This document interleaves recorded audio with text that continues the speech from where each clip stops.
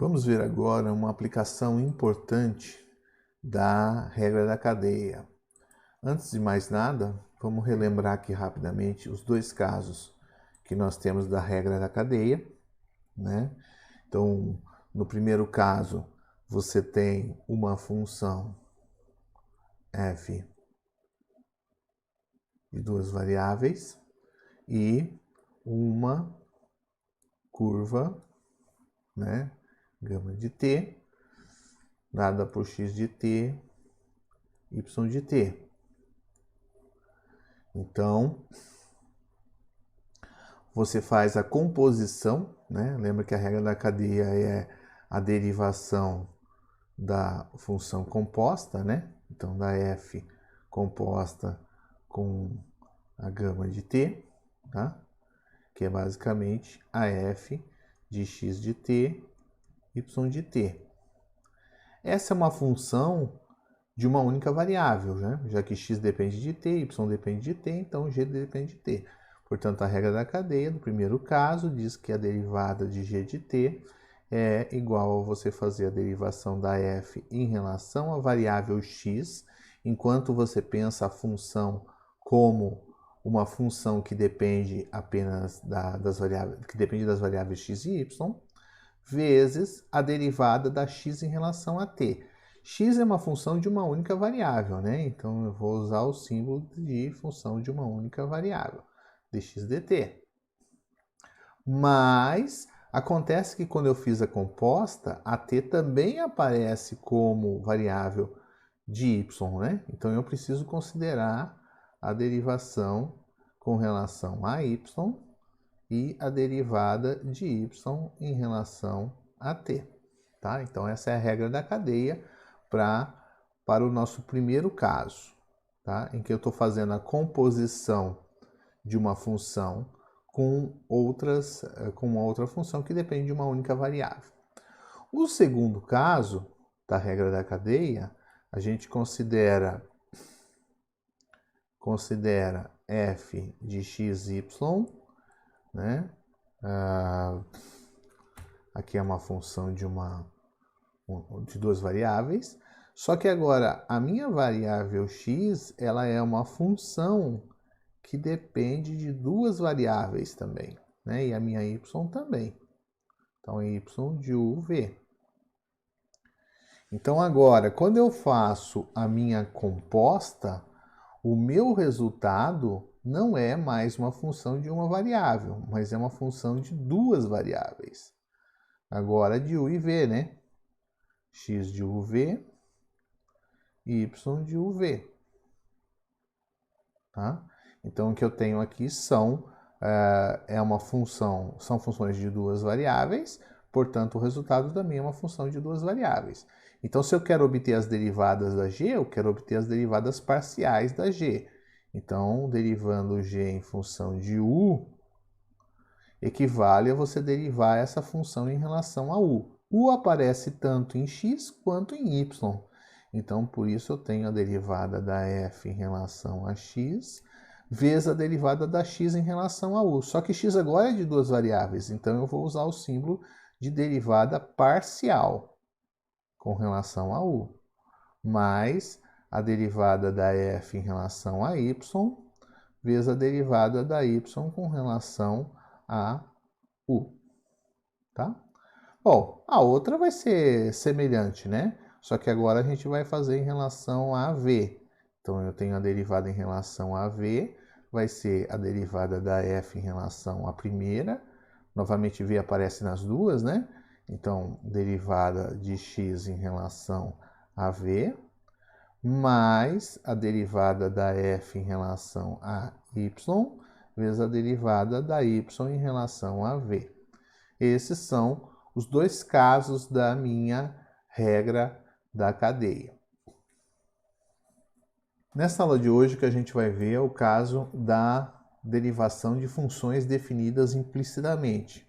Bom, o que é uma função definida implicitamente, né? Imagine aqui um exemplo, se você tem alguma coisa do tipo x² mais cosseno de x vezes a exponencial de y mais y igual a 3.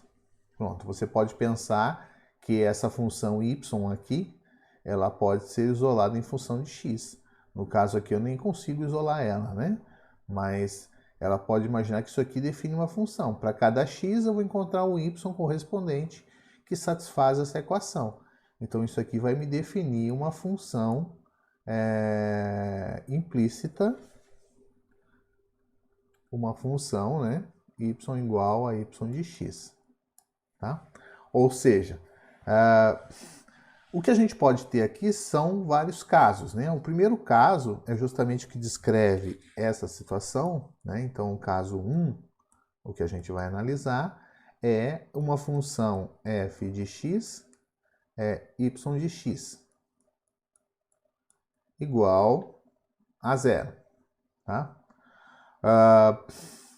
Então, aqui nesse caso, a minha função y vai depender de x e ela define aqui f é uma equação que vai definir exatamente a minha y, tá? Só que eu não conheço a y especificamente. O segundo caso, o caso 2,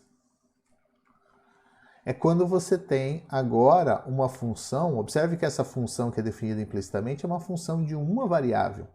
Então agora eu vou considerar que eu vou definir implicitamente uma função de duas variáveis. Então por isso agora a minha f vai ser constituída de x e y, duas variáveis independentes, e uma terceira que seria a minha g, poderia ser z, né? Para a gente manter o padrão aqui. Z de x e y igual a 0. Então, nesse caso, você vê que eu tenho uma função de 3 variáveis para definir a equação.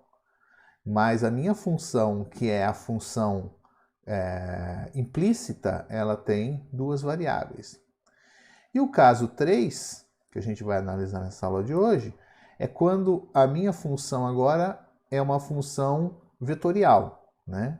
Então, basicamente, ela tem que satisfazer a condição de ser x, e aqui eu tenho uma função vetorial, precisa de duas funções, né? Então eu tenho a y de x e z de x, igual a 0. Só que como eu tenho duas funções, a gente sabe que no geral o número de equações precisa ser igual ao número de incógnitas indeterminadas, né? Então eu tenho geralmente associado uma outra equação com as mesmas funções iguais a 0, tá? Então essa terceira situação é o caso 3, em que eu quero determinar um par de funções de uma variável, tá?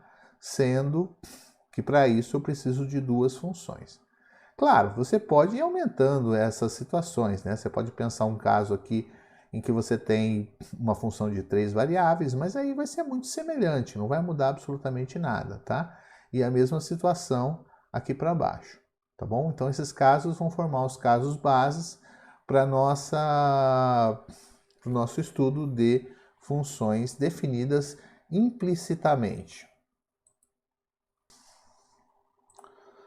O primeiro caso de derivação implícita, né? A gente vai então considerar que tem uma função definida num conjunto aberto, né, do R2, e a minha função g, uma função de uma única variável, no caso a variável x, ela vai ser definida implicitamente pelo f de x, de g de x igual a 0. Tá?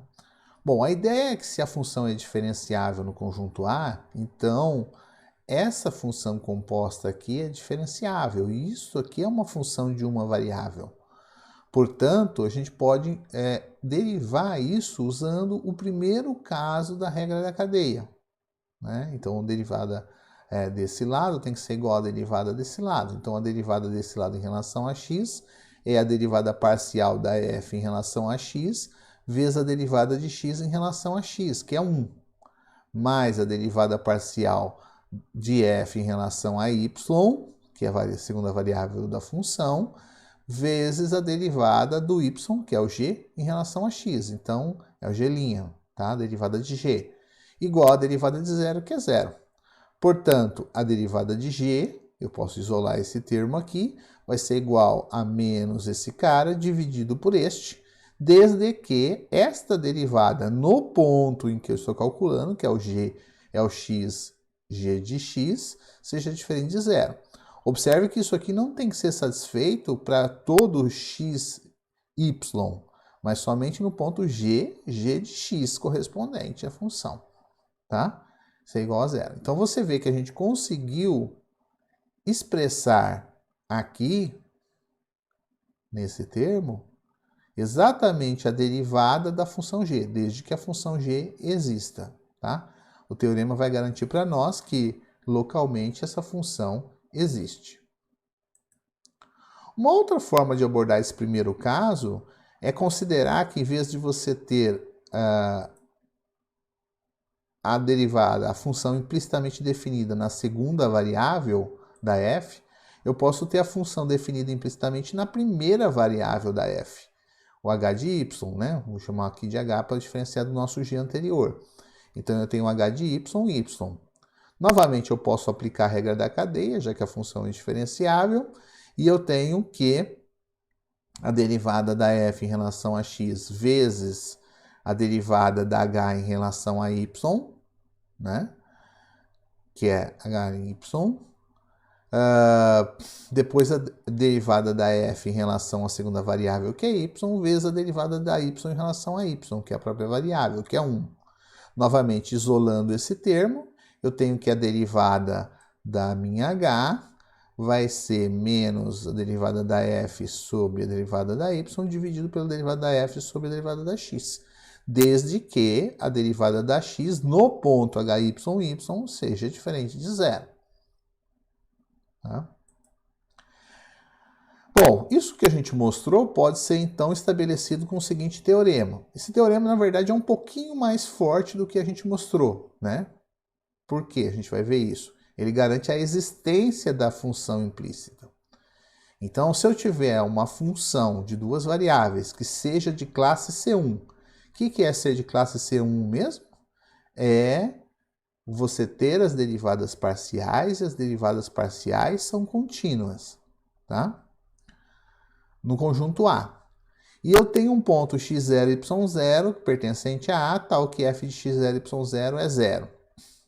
Se a derivada com relação a y em x0, y0 da f é diferente de zero, então vão existir intervalos, um intervalo contendo i, um intervalo contendo o x0, outro intervalo contendo o y0, e vai existir uma função diferenciável, tá, do intervalo i no intervalo j, tal que a função se anula em todos os pontos desse intervalo i. E a derivada da g vai ser dada por aquela expressão que a gente calculou ali atrás, tá? Então, esse teorema, o teorema da função implícita, ele é um pouquinho mais forte porque ele garante a existência da função diferenciável para um ponto onde ela é igual a zero. Se a função é de classe C1 e tem um ponto onde ela é zero, então eu consigo encontrar uma função g, pelo menos num intervalo razoavelmente pequeno, onde isso acontece. Nós temos o teorema análogo, só que agora utilizando a função definida implicitamente na variável x, né? Então eu tenho aqui, de novo, a função de classe C1 no aberto, o ponto x0, y0 no conjunto A, de tal forma que nesse ponto a função vale zero. Se a derivada em relação a x, né, que muda em relação a outra em relação a y, essa em relação a x, for diferente de 0, 0, então vão existir de novo intervalos, um contendo o x0, outro contendo o y0, e uma função h de j no intervalo j para o intervalo i, de tal forma que a função se anula em todos os pontos desse intervalo j. Além disso, a derivada vai ser dada por aquela expressão que a gente calculou ali atrás. Tá? Então, novamente, o que é importante nesse teorema é sempre entender o enunciado. Então, diz que quando eu tenho uma função de classe C1 e ela se anula num ponto desse domínio, eu consigo localmente, pelo menos dentro de um intervalo, encontrar uma função diferenciável definida implicitamente e a derivada vai ser dada por isso. Vamos ver aqui então um exemplo de aplicação desses teoremas. Nós temos aqui primeiro uma função y igual a y de x definida implicitamente por y ao cubo mais x vezes y mais x ao cubo igual a zero. Eu peço para encontrar a derivada de y com relação a x. Bom, primeiramente o que a gente tem que observar é se essa função y realmente existe, né? Então aqui você tem, ela é dada implicitamente por essa função igual a zero, então f de xy igual a y ao cubo mais xy mais x ao cubo. Eu preciso verificar se ela satisfaz as condições do teorema.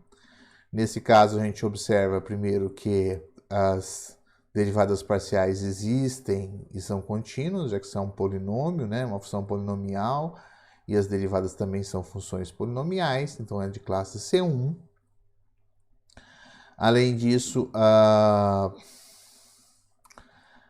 condição para que a gente possa ter a existência é que a derivada parcial de f em relação a y seja diferente de zero. E nessa situação, então, isso ocorrendo, eu garanto a existência da função y. Bom, a derivada, então, vai ser calculada usando a expressão que a gente colocou lá, df dx menos df dx sobre df dy. Então, df dx vai ser y mais 3x ao quadrado, e df dy, né, a derivada parcial de f em relação a y, vai ser 3y ao quadrado mais x. Portanto, a derivada da função y é isso, né, nos pontos xy em que o denominador não se anula. Lembrando que também essa é a condição para a existência da função implícita no ponto. Então, por exemplo, o ponto 0, 0, a minha função não tem garantia de existência da função implícita, tá? E nem posso calcular também a derivada. Um segundo exemplo, que é uma variação deste primeiro, é a minha função y de x é definida pela mesma função, só que igual a 5. Eu peço para encontrar a derivada. O que a gente observa aqui é que a minha função é exatamente a mesma função menos 5, tá? Igual a zero. Portanto, a minha função é y ao cubo mais xy mais x ao cubo menos 5. As condições de existência da y são as mesmas do exemplo anterior, já que a função é polinomial, né? Tudo é garantido. E a derivada de y vai ser dada por menos a derivada parcial de f em relação a x sobre a derivada parcial de f em relação a y, que é exatamente a mesma que a gente teve no caso anterior. Ou seja, o acréscimo aqui de um valor, né, não alterou a derivada da minha função y correspondente.